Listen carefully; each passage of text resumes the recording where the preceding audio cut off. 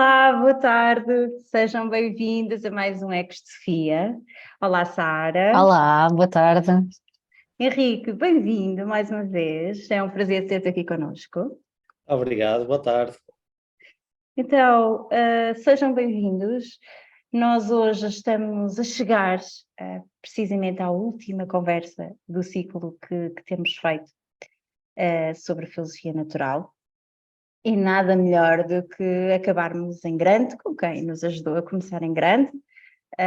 Agradecendo também a todos os convidados que foram aceitando este desafio de falar da filosofia natural nos diferentes reinos e que nos permitiram adquirir mais aprendizagens com aquilo que a natureza tem para nos dar.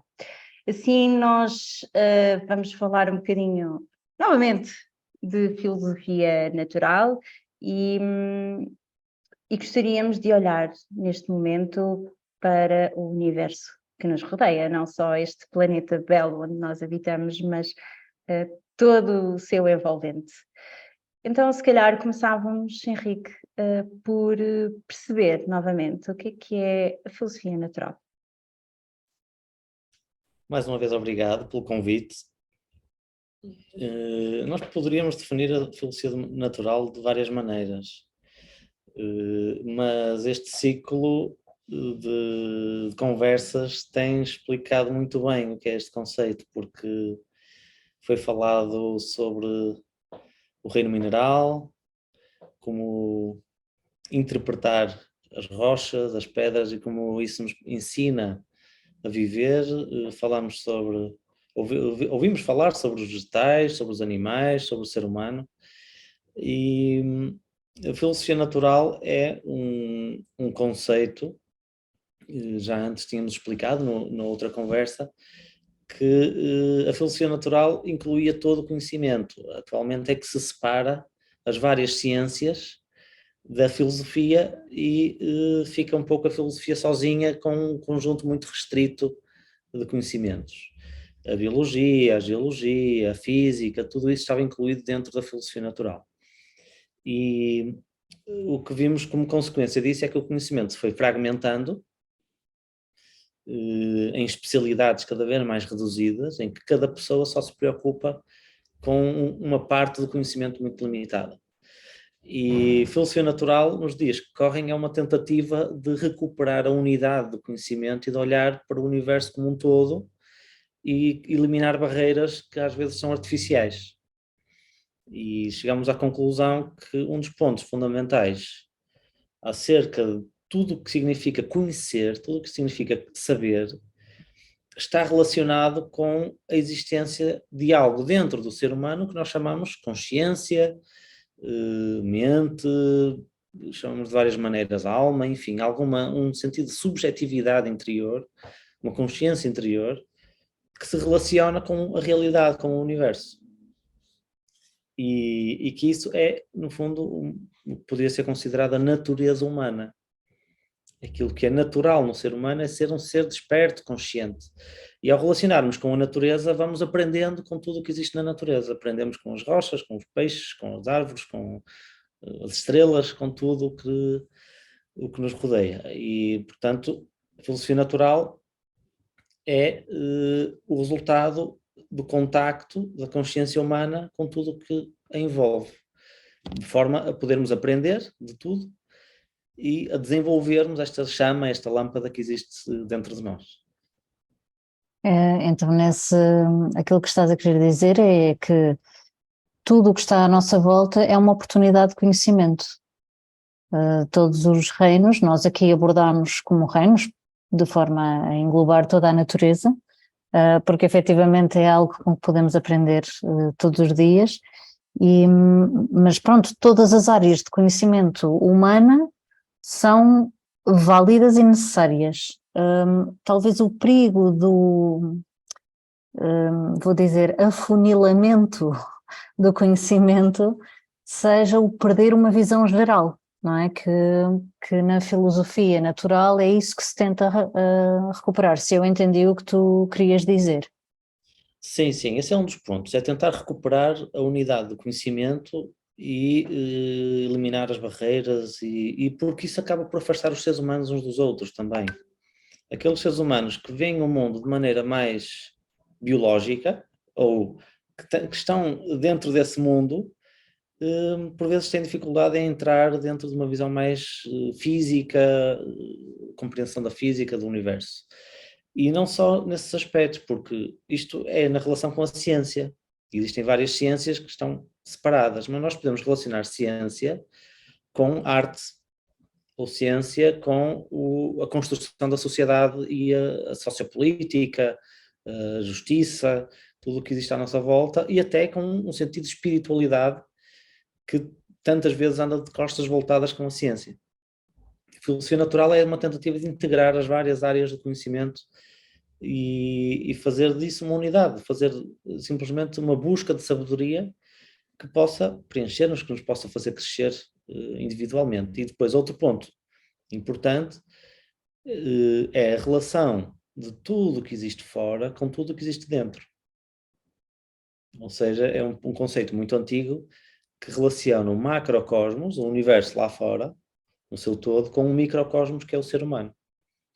E através de uma técnica que se chama a técnica da analogia, nós conseguimos fazer essas pontes e aprofundar no conhecimento externo e interno fazendo esse tipo de analogias. Se calhar, para clarificarmos quem nos está a ouvir, porque uma coisa é estarmos a falar de conhecimento, não é? E se calhar não. Hoje, aquilo que mais se desenvolve na ciência é conhecimento, portanto é conhecimento provavelmente pelo conhecimento, claro que depois estamos aqui a colocar a sua aplicação também, mas é conhecimento pelo conhecimento. Qual é a diferença? Como é que nós podemos distinguir conhecimento de sabedoria? Porque precisamente estavas a abordar a filosofia natural como sendo, no fundo, a busca pela sabedoria e não pelo conhecimento. E estavas-nos a abordar a filosofia natural como sendo uma ciência major, ou seja, uma que une todas as ciências. Então, se calhar para clarificarmos aqui um bocadinho esta nomenclatura, vamos dizer assim, qual é a diferença entre conhecimento e sabedoria? É uma pergunta interessante. Dizer que a ciência desenvolve mais conhecimento e não tanto sabedoria. Eu concordo até certo ponto. Porque, por um lado, às vezes estamos a falar só de palavras, não é? E o que importa é o conteúdo dessas palavras, o que é que nós colocamos lá dentro. E desde certo ponto de vista, conhecimento pode ser o conjunto de informações que nós temos acerca de um aspecto da realidade.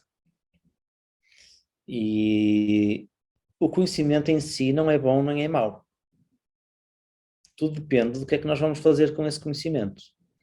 O mesmo conhecimento que nós utilizamos para fazer, sei lá, um raio-x ou para fazer uma ressonância magnética que pode salvar vidas, o mesmo tipo de conhecimento é utilizado para construir bombas, armas nucleares, enfim, é o mesmo tipo de conhecimento. Então, em si mesmo, o conhecimento não é bom nem é mau. Às vezes é até prejudicial saber coisas sem saber utilizá-las. Então, sabedoria tem esse aspecto do bem, tem esse aspecto de moral que nos permite saber aplicar o conhecimento que nós temos. Tem a ver com a aplicação do conhecimento, tem a ver com uma orientação, uma orientação para uma certa finalidade, reconhecer a finalidade das coisas, o propósito das coisas, a essência das coisas. E, por exemplo, existe um tipo de conhecimento especial, que a filosofia se preocupa muito com ele, que é o conhecimento de si mesmo. E isso também é uma das partes do conhecimento que é importante. Mas chegar ao conhecimento de nós próprios não é a finalidade última. Temos que nos perguntar o que é que fazemos com esse conhecimento. Por exemplo, eu conheço que dentro de mim existem defeitos, existem virtudes. Existem certas ações que não estão corretas. E não basta conhecer.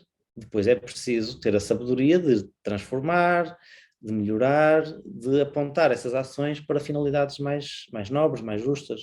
E eu creio que sabedoria tem mais a ver com esse passo em que o conhecimento torna-se parte de nós próprios, nos transforma e nos melhora como seres humanos. É, realmente um ponto de partida diferente, não digo diferente, se calhar é algo que intuitivamente todos sabemos, que saber e conhecer não é a mesma coisa, mas acaba por ficar meio confuso nos dias de hoje. Mas eu queria ser um bocadinho chata e fazer aqui uma volta de 180 graus, porque na verdade nós convidámos-te para falar do espaço, daquilo que é talvez o conceito mais difícil de nós, enquanto seres humanos, sabermos e compreendermos, que é o infinito. E então, sim, eu ia te perguntar se o universo é realmente infinito. Consegues responder essa pergunta? Eu creio que ninguém sabe, porque para nós respondermos se alguma coisa existe ou não existe, nós primeiro temos que saber o que é que ela é. Ou seja, primeiro teríamos que saber o que é o infinito para depois respondermos se ele existe ou se não existe. E mesmo assim não seria fácil. Por compreender o infinito, quer exista, quer não exista, se o universo é infinito ou não, mas compreendê-lo já é uma tarefa muito grande. E isso não está resolvido. Existem várias visões acerca do que é o infinito. Existe o infinito como o indefinido, que não acaba, por exemplo, a nível do tempo, mas poderia ser finito no sentido em que começou e só ainda não acabou, mas que se prolonga indefinidamente. Ou então podemos considerar o infinito como o eterno, em que nem teve início, nem teve fim, nem terá fim. Mas a nível ainda de mantendo dentro da imagem do tempo, há visões filosóficas que diz que existem as duas dimensões ao mesmo tempo, que existe a dimensão do finito, que é o mundo onde nós estamos, um mundo em que as coisas estão limitadas, mas que também existiria ao mesmo tempo algo mais relacionado com o espiritual, que seria o infinito, que seria o que não tem barreiras, que não tem tempo. Aí já não é um infinito dentro de um conceito que não acaba, mas sim um infinito em que o tempo nem sequer passa, em que o tempo nem sequer existe. É uma divisão um bocado diferente. Em relação ao espaço, a mesma coisa. Por exemplo, o filósofo Kant dizia que o espaço era uma concepção a priori da nossa mente, da nossa consciência. Que dentro da nossa observação já existe o espaço. Propriamente coloca as coisas num espaço, numa área, mas será que esse espaço existe fora? O que nós vemos realmente são objetos. Olhamos para o universo, pegamos em telescópios, apontamos o telescópio e enquanto não houver um objeto, nós não vemos nada, não vemos o espaço. Tem que aparecer uma estrela, uma nuvem, qualquer coisa, e aí dizemos, nós estamos a ver. E depois dizemos, este objeto existe no espaço, mas nós nunca observamos o espaço. É uma intuição interna que nos diz que existe um espaço onde as coisas estão, apesar de nós nunca o termos visto, nunca ninguém o ter visto. É uma coisa inobservável e, no entanto, existe. É um bocado como o espírito. Ou seja, é algo que nós internamente percebemos que existe um mundo onde as coisas nos aparecem ao espírito. Aparecem-nos ao espírito as ideias, os pensamentos, mas só vemos os pensamentos, as ideias, as imagens, as cores, não vemos o espírito em si, a consciência pura em si. Então, se é infinito ou não, é um bocado como perguntar se acaba. Não sei se há resposta para isso. Podemos ter intuições, não é? A intuição seria, se nós fôssemos sempre em frente, numa direção através do espaço, sempre em frente, será que íamos dar a um muro em que aqui já não passas, aqui já não existe mais, para além deste muro já não existe nada. Mas, ainda assim, o nada é o quê?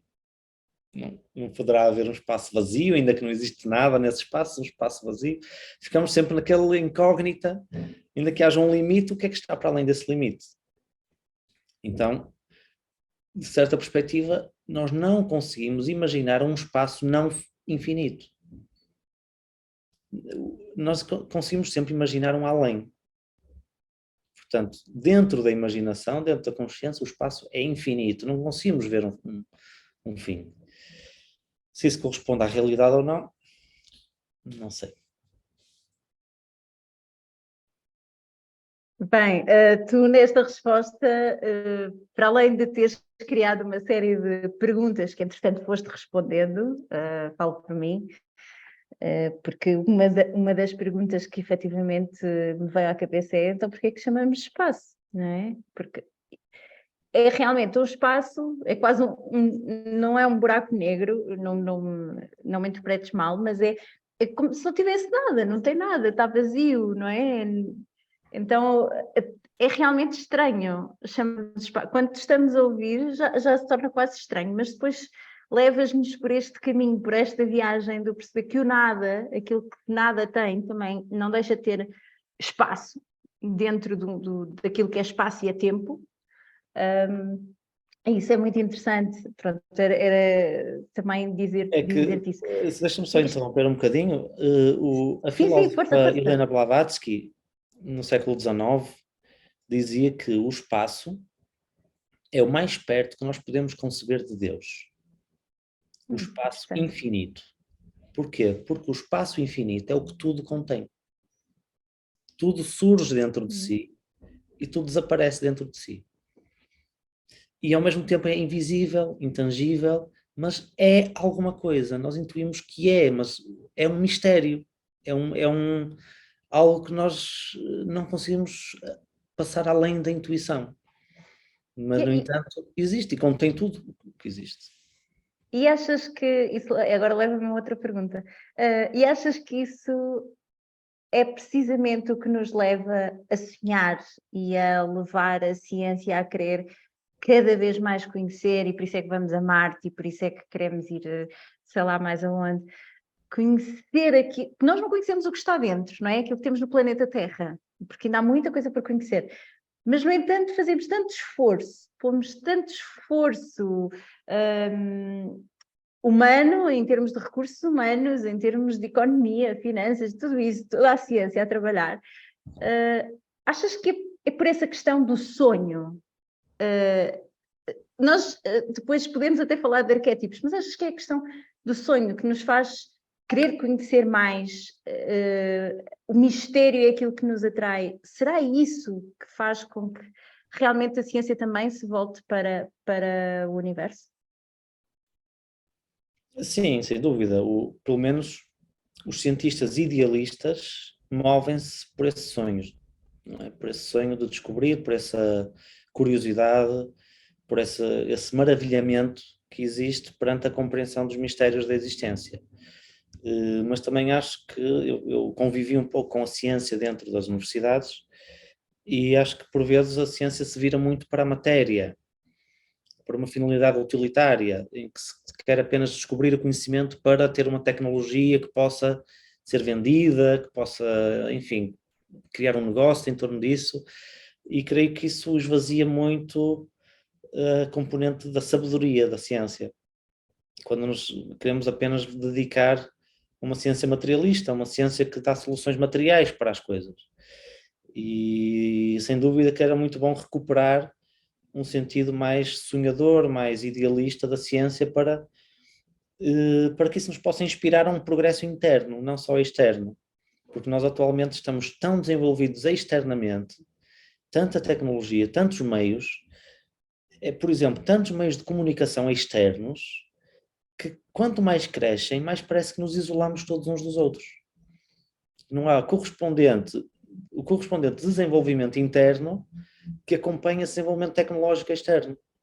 E eu creio que é precisamente por nos voltarmos tanto para a matéria ficamos ofuscados, maravilhados pelas coisas que conseguimos construir, que esquecemos que poderíamos ter conquistas muito mais interessantes e superiores se virássemos essa mesma energia, esse mesmo esforço para o descobrimento interno. Então, a ciência, como no teu ponto de vista, era também uma ferramenta para nos descobrirmos. Tu há pouco falavas de uma coisa interessante que era como é que é o conceito do macrocosmos e do microcosmos, não é? Que aquilo que está fora está dentro. Então isso pode levar a uma espécie de dicotomia, que se eu estou a trabalhar fora, também já estou a trabalhar dentro. E o que muitas vezes não é bem verdade. Mas se nós podemos fazer analogias entre aquilo que é o universo inteiro e nós mesmos, ou até chegar à física quântica, pronto, aquilo que é infinitamente pequeno, significa que o universo é um ser vivo também? Pois, é que as analogias, quando nós conseguimos fazer analogias que atravessam vários planos da existência, o pequeno, o mineral, o vegetal, os animais, os humanos, as estrelas, nós fazemos analogias em que parece que as coisas têm uma coerência através dos vários planos da existência, não é? Há uma estrutura, há um conjunto de leis uniformes,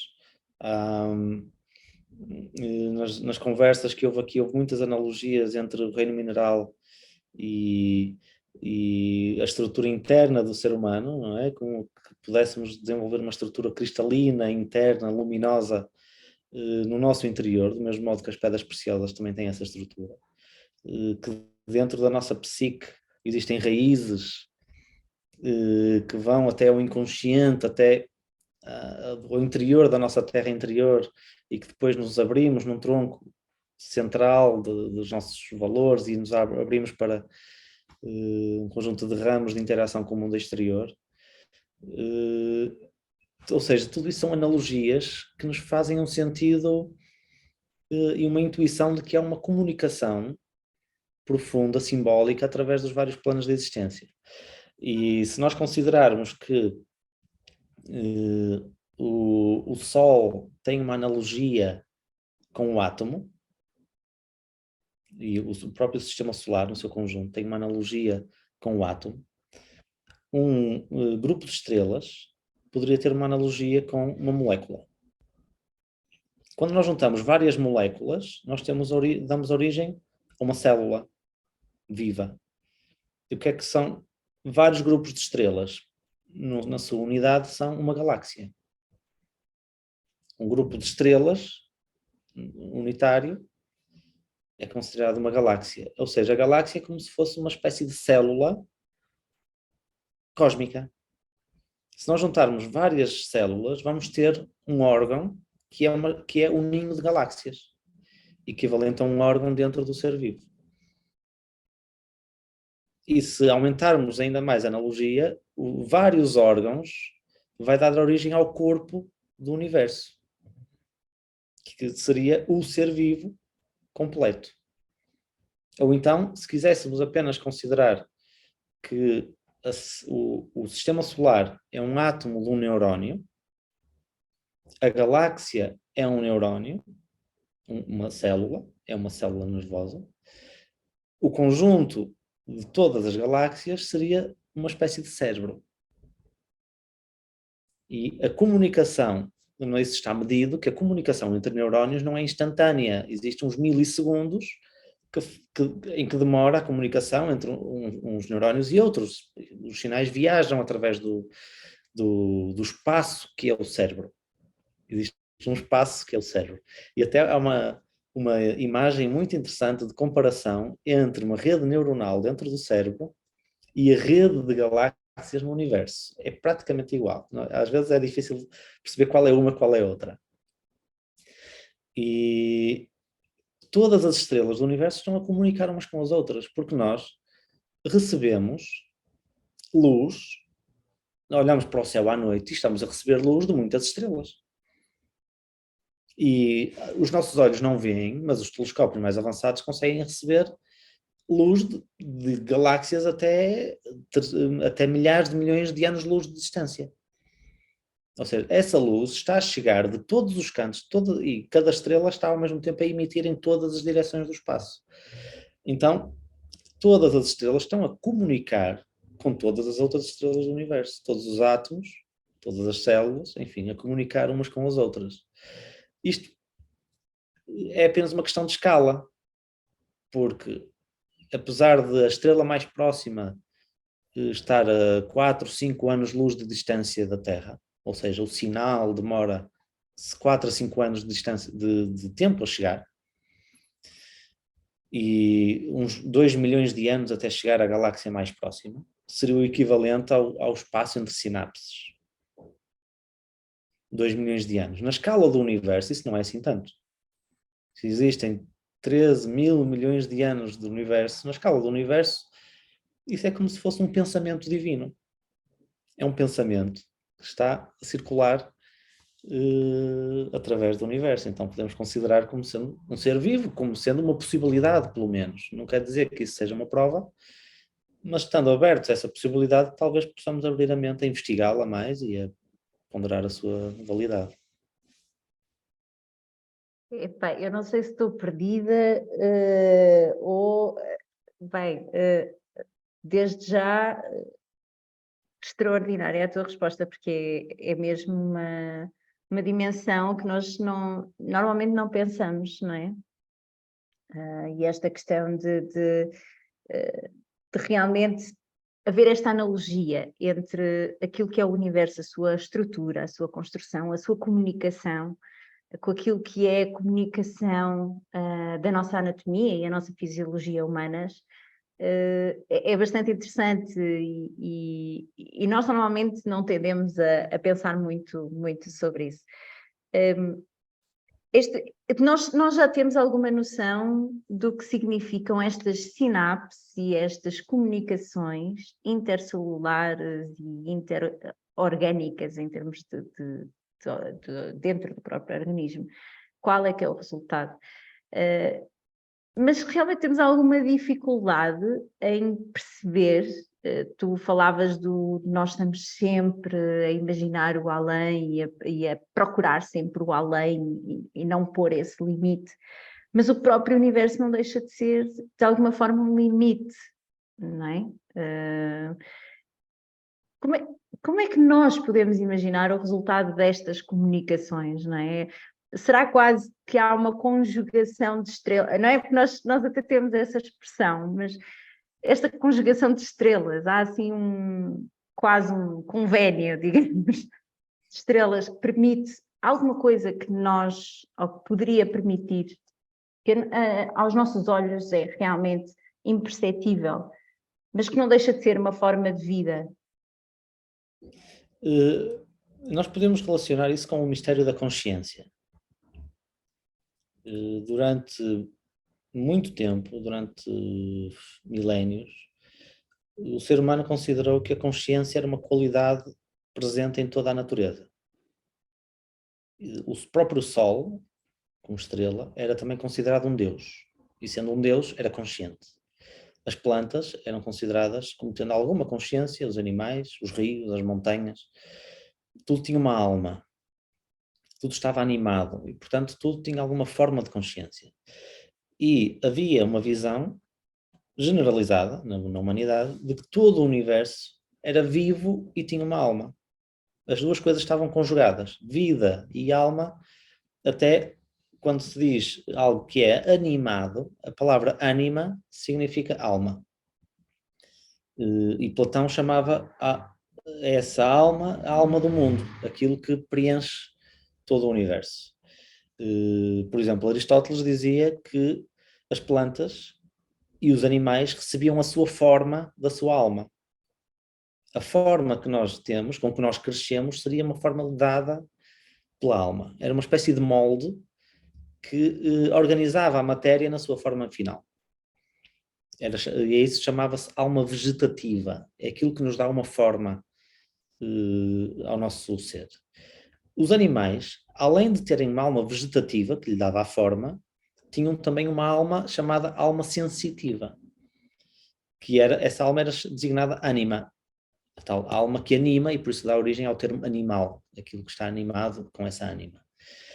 Os humanos já têm uma outra alma, além dessas. Têm essas duas, a vegetativa e a animal sensitiva, que nos dá as sensações e emoções, mas também têm uma alma racional, além das outras. E o que é que acontece? Tudo estava preenchido de alma, mas na Revolução Científica do século XVI instalou-se uma ideia de que o universo afinal era uma máquina. E tudo funcionava de forma inconsciente. A matéria é inconsciente, o universo é inconsciente. E só o cérebro de alguns animais muito específicos, chamados humanos, é que teriam consciência. E aí, a partir de Descartes, separou-se o espírito da matéria, e o espírito era apenas propriedade dos seres humanos, enquanto todo o resto do universo era uma matéria inconsciente que funcionava mecanicamente. Com o desenvolvimento da ciência, essa parte do espírito também foi desaparecendo, e afinal o universo é todo mecânico, todo inconsciente, exceto na segregação de alguns cérebros. O cérebro, sendo material inconsciente, de algum modo consegue segregar a consciência. Portanto, a mente já não é o resultado de um espírito, mas sim um produto da própria matéria. Só que esse problema não está resolvido, até se chama o problema duro na filosofia, o hard problem. Como é que, sendo o universo totalmente inconsciente, constituído de matéria inconsciente e mecânica, pode dar origem a um cérebro consciente? É uma questão que não está resolvida. Então, nós podemos partir de outro pressuposto, porque se calhar é um problema que os próprios cientistas, os próprios filósofos se colocaram a si próprios. Não é um problema do universo, é um problema da nossa visão. Porquê que partimos do pressuposto que tudo no universo já é inconsciente? Porque, na verdade, o único pedaço de matéria em que a consciência, em que sabemos que a consciência tocou, foi no cérebro. Ou seja, há já alguma noção de que entre consciência e cérebro existe relação. Então, se o cérebro está consciente, por que é que não podemos dizer que, sendo isso um pedaço de matéria, que toda a matéria do universo não seria também consciente? Mas se calhar em menor grau, não é? Do mesmo modo que o cérebro é consciente, vamos fazer por analogia, que tudo à volta deve ter em si a potência da consciência. Os animais terão uma consciência talvez menos elaborada, as plantas ainda menos elaborada um pouco, mas tendo também alguma, as próprias minerais, as rochas também, a água também. Quem nos diz que o sol não terá a sua consciência? Agora, se é menos elaborado ou mais, aí já é uma questão duvidosa, porque pode ser um ser complexo, nós não sabemos muito bem o que é que acontece lá dentro. Então, é uma visão que vale a pena considerar. Isso está mesmo no mundo científico já em desenvolvimento, chama-se isso a teoria do panpsiquismo, de que o pan significa o todo, e portanto que tudo tem psique, tudo tem consciência, apenas é uma questão de grau, em que há seres que através da sua evolução, através da evolução dos seus veículos físicos, permite sintonizar, abarcar uma consciência mais elevada. Então, nesse caso, e indo um bocadinho de encontro àquilo que foi a pergunta da Joana, o mais natural é que sim, que haja comunicação, ou que haja influência, vou pôr assim, de tudo com tudo. Ou seja, que se todos participamos dessa consciência, ou se todos temos consciência, não é porque... depois aqui coloca-se uma questão que é: a consciência é uma ou é a de cada um? Eu tenho uma tendência e penso que efetivamente a consciência deverá ser uma e que todos participamos dela, mais ou menos, em maior ou menor grau, dependendo de evolução, bom, ou da forma. Aí também já não sei explicar, é o que penso. Mas isto remete-me para uma outra coisa que se fala muitas vezes, e que hoje em dia está muito na moda e que se calhar, desculpa-me porque o Henrique é astrónomo, se calhar não é a pergunta mais indicada a um astrónomo, mas fez-me pensar em astrologia. Porquê? Porque a astrologia o que fala é da influência que os astros terão, no caso, nos seres humanos, mas bom, a Lua influencia as marés. É um astro que influencia outra forma de vida, não é? Portanto, não te estamos a ouvir, Joana. Diz? Sim, eu estava a dizer que as próprias mulheres, o ciclo menstrual, e mesmo a gravidez, enfim. Fértil, sim, tudo isso. Tudo As isso plantas, inclusive, sim. Então, consegues, não faz mal, consegues falar um bocadinho dessa ideia, do que é isso da influência dos astros, aliás, em nós e naquilo que nos rodeia?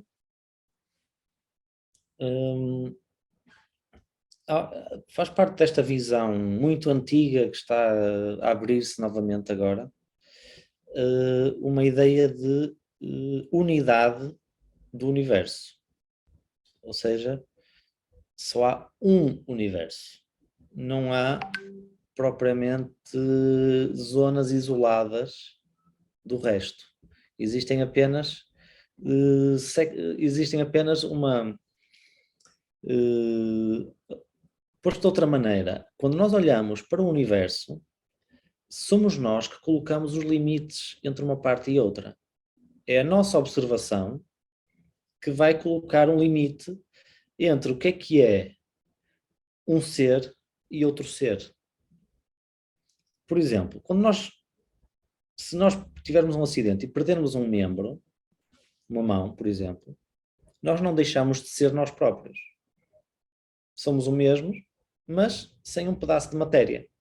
Se perdemos 2 braços e 2 pernas, continuamos a ser os mesmos, só que sem um pedaço de matéria. Existe um ser que é unitário, contínuo, indivisível, indivíduo, que está para além das diferentes partes que nos constituem.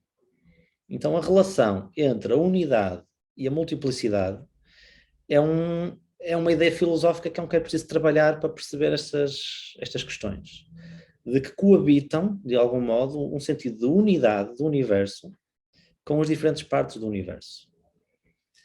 Isso também está em relação com o mundo da consciência, porque a consciência também é uma certa unificação de estímulos e de memórias, da nossa identidade, do nosso percurso de vida. É toda uma unificação, uma integração de muitas informações, de muitos dados, de muitas coisas que nós reunimos, e reunimos tudo em torno de um centro.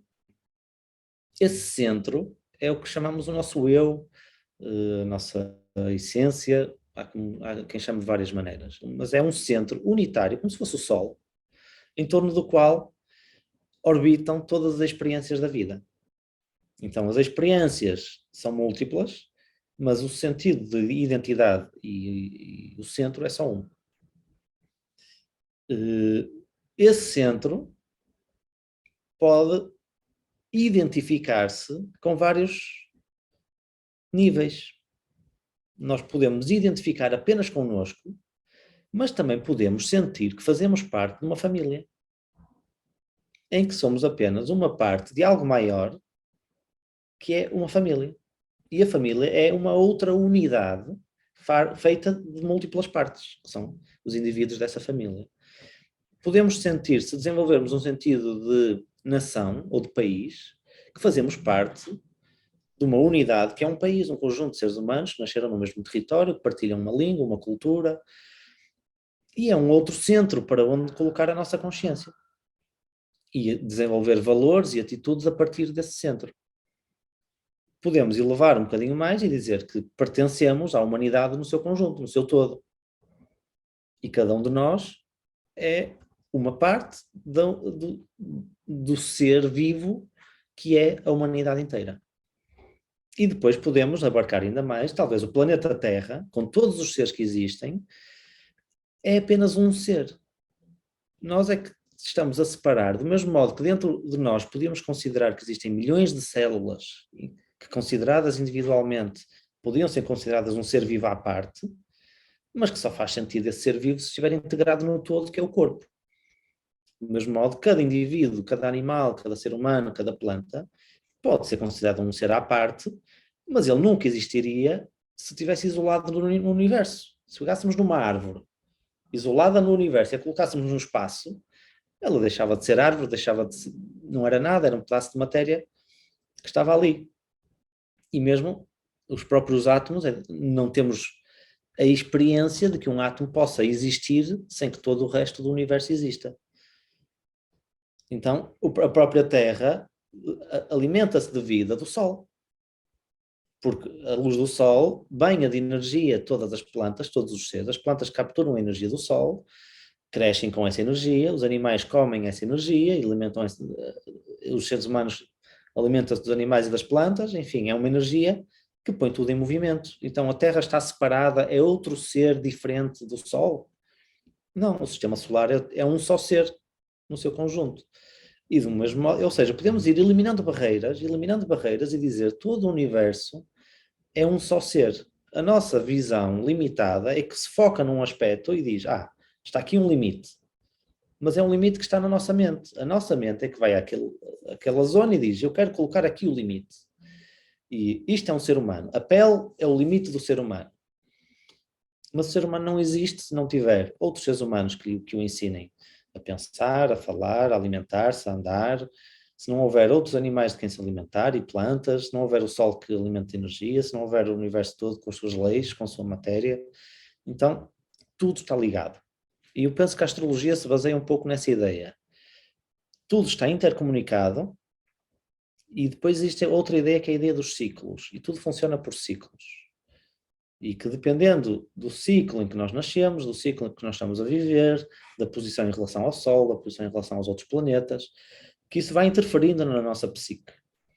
Não acredito que os astrólogos queiram dizer que a nossa vida fica completamente determinada. Às vezes tenta-se refutar a astrologia dizendo que é impossível que a astrologia exista, seja possível, porque duas pessoas nascem no mesmo dia e são completamente diferentes. Claro, mas a astrologia não diz que as pessoas que nascem no mesmo dia têm que ser exatamente iguais. Simplesmente há certas forças que vão inclinando e ao longo da vida vão inclinando a nossa psique para certas ações, certa visão do mundo, mas não determinando ao milímetro aquilo que nos acontece. Simplesmente são inclinações que nós vamos tendo mais para um lado ou para o outro. É a minha interpretação, pelo menos. Henrique, estavas a falar de memória, não é? E veio-me à mente precisamente as órbitas.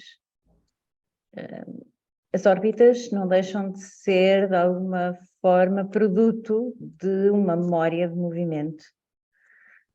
E nós sabemos que, efetivamente, o planeta Terra tem dois movimentos. E se calhar pedia-te que se pudesses falar um bocadinho destes movimentos, de cada um, em termos até mesmo físicos e dinâmicos, do que é que significa, o que é que acontece nesses movimentos. E pronto, como temos pouco tempo, o que é que poderíamos retirar desses movimentos para nós, na nossa própria vida? Sim, é uma questão interessante porque lá está, é essa arte de fazer analogias, ou essa forma, essa atitude de olhar para o universo e tentar, de forma análoga, perceber como é que o ser humano também se reflete nessas leis cósmicas.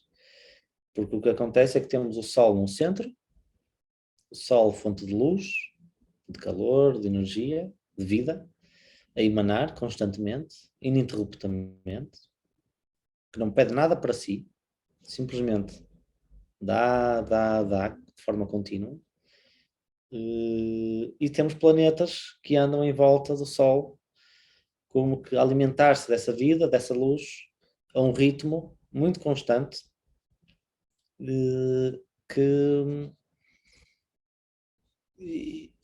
pronto, e falaste em 2 movimentos, conhecem-se mais movimentos, na verdade, da Terra, mas esse movimento de rotação sobre si próprio, talvez pudéssemos fazer uma analogia com o movimento de nós em torno de nós próprios, como que um movimento de reflexão, de meditação interna, de autoconhecimento, em que nos viramos para nós próprios e tentamos descobrir-nos a nós próprios, mas depois temos um movimento de translação em torno de uma ideia, ou de um arquétipo, de uma ideia superior luminosa, em torno da qual nós nos vamos, como numa espiral, aproximando cada vez mais. Pelo menos numa visão psicológica seria essa ânsia de nos aproximarmos da luz. E acho que as estrelas têm esse lado inspirador, que é algo... O Sol é a estrela que nós vemos mais perto. E que, portanto, é aquela que nos diz mais, é aquela que nos alimenta de forma mais imediata. Platão associava a ideia de Sol com a ideia de bem, o arquétipo do bem, o arquétipo supremo. Porque, do mesmo modo que o Sol, no mundo exterior, ilumina toda a existência e dá vida a toda a existência, a ideia de bem é o que pode iluminar o nosso interior e dar vida ao nosso interior, fazer-nos crescer, fazer-nos desenvolver, como fazem crescer as plantas. E as próprias estrelas longínquas também são uma espécie de arquétipos. São estrelas que, desde o nosso ponto de vista, e isto está medido mesmo a nível físico, que em relação ao seu diâmetro, a distância até elas, faz com que isso seja praticamente considerado infinito. E, portanto, as estrelas no céu são apenas pontos. Nós não conseguimos ver um disco. Mesmo quando apontamos um bom telescópio, não vemos um disco. Nós vemos apenas um ponto.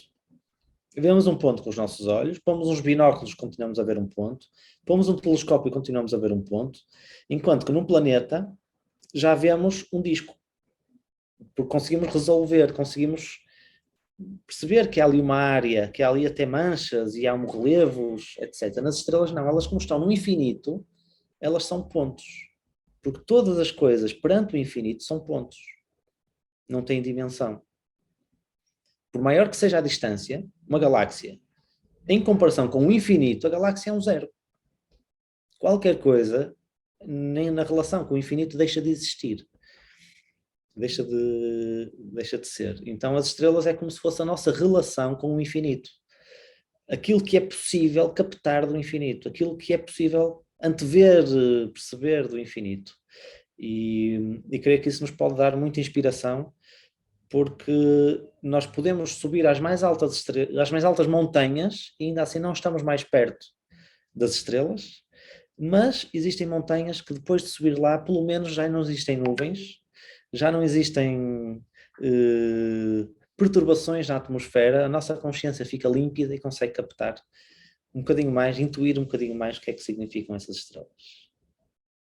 Bom, e com toda esta inspiração de nos fazer olhar para o céu de outra forma, de nos relacionar com uma dimensão superior, mais elevada, arquetípica, não é? Que é pena realmente não temos tempo para desenvolver mais o tema, porque acho que nos falta isso, não é, Joana? Acho que sem dúvida, sem dúvida.